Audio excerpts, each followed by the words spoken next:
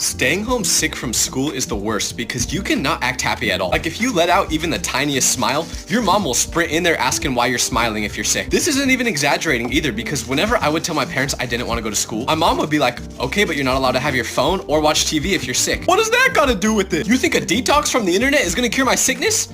Well, it might, to be honest, but that's not the point. Like my mom would literally tell me that I don't need to watch TV and I should just go back to sleep if I'm sick. But what am I gonna do? Sleep for 20 hours? So whenever I stayed home from school for being sick, my day literally just consisted of staring at the wall for 10 hours. The worst part was that I always smile in situations where I'm not supposed to. So when my mom would ask if I was actually sick, I would be like, yeah, and she wouldn't believe. I promise I'm not lying. I just can't control it. I'd rather go to school anyway.